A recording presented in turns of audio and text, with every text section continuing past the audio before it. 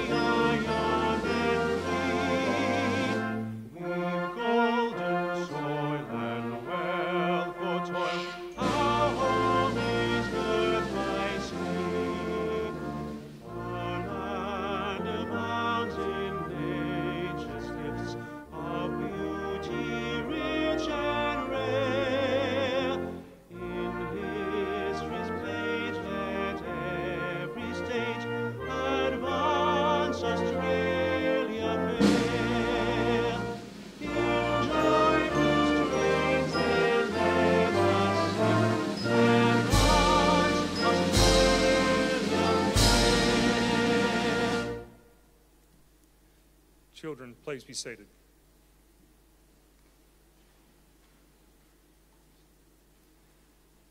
The Australian War Memorial was the vision of Charles Bean, Australia's First World War official historian. Bean landed with the Australian troops on Gallipoli and stayed with them at the front through until the end of the war. The idea of this national memorial and museum came to him at Pozières, France, in the depths of the bloody fighting of 1916. Bean's idea was that this would be a place where families and friends could mourn loved ones buried in faraway places. It would also be a place that could help all Australians understand what these men and women had endured and what they had done for us. Bean's vision, to which we remain true, is best expressed as inscribed in the entrance to the memorial's galleries. Here is their spirit, in the heart of the land they loved, and here we guard the record which they themselves made. Tonight, we will read the story behind just one of those on the Roll of Honour, which lists the names of more than 102,000 men and women who have given their lives for us in war and operations for more than a century. But first, we present a lament, Flowers of the Forest. Wreaths or floral tributes will now be laid at the base of the Pool of Reflection.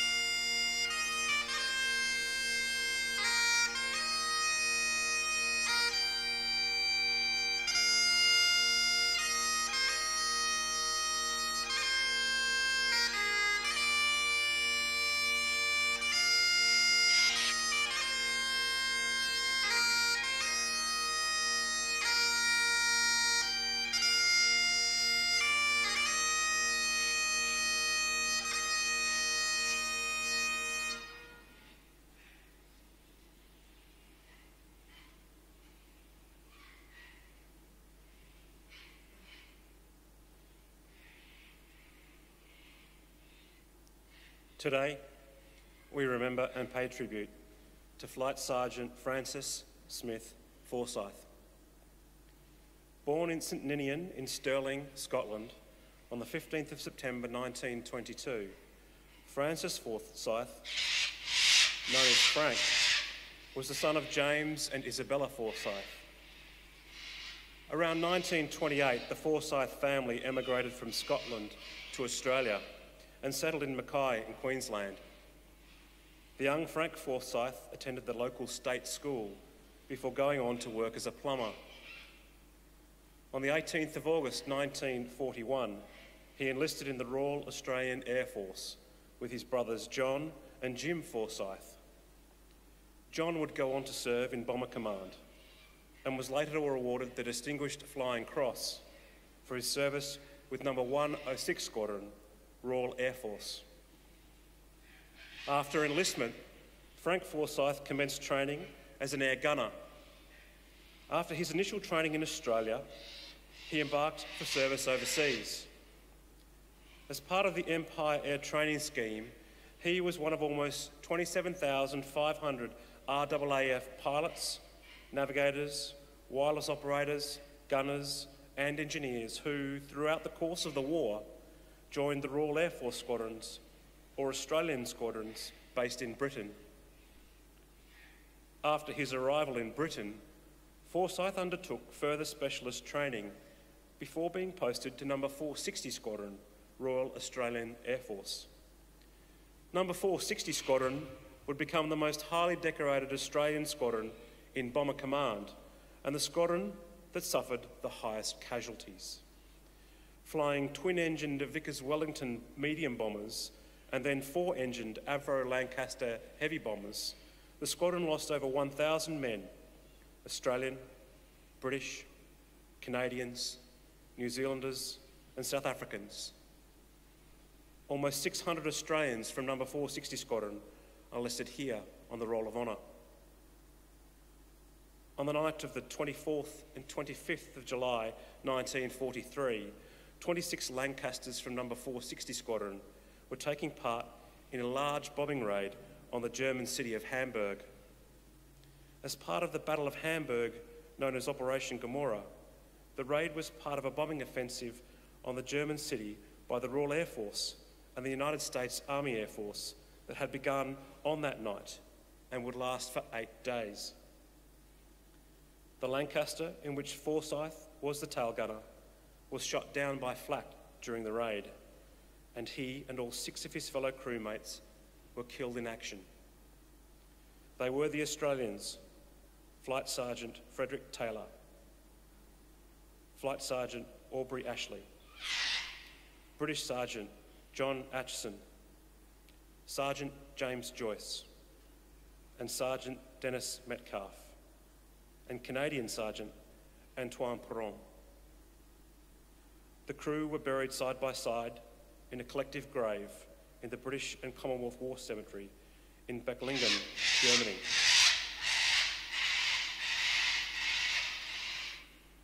Francis Forsyth was 20 years old.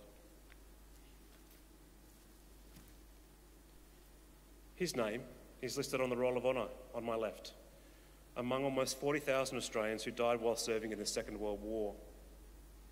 A photograph of his headstone is displayed today beside the pool of reflection. This is but one of the many stories of service and sacrifice told here at the Australian War Memorial. We now remember Flight Sergeant Francis Smith Forsyth, who gave his life for us, for our freedoms, and in the hope of a better world.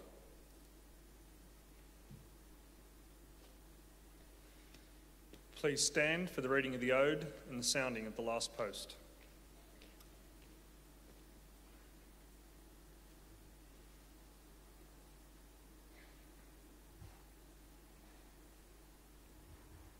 They shall grow not old, as we that are left grow old. Age shall not weary them, nor the years condemn. At the going down of the sun and in the morning, we will remember them. We will remember them.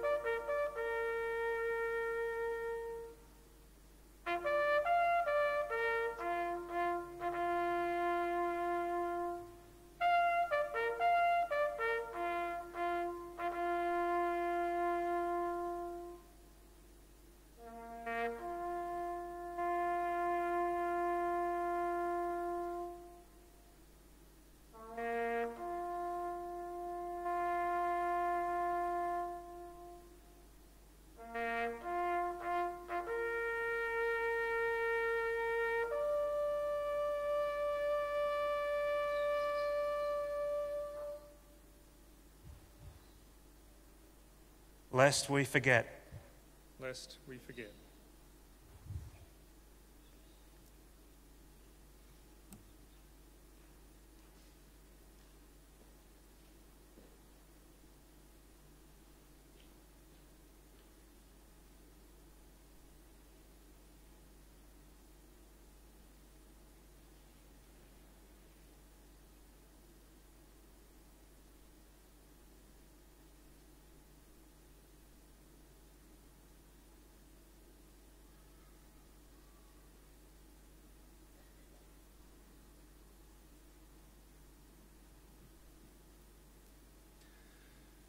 We leave you this evening with the words of the memorial's founder, Charles Bean. Many a man lying out there at Pozières or in the low scrub at Gallipoli with his poor, tired senses barely working through the fever of his brain has thought in his last moments, well, it's over. But in Australia, they will be proud of this. Ladies and gentlemen, girls and boys, that concludes the last post ceremony. We thank you all for visiting the Australian War Memorial and wish you all a very good evening. Thank you.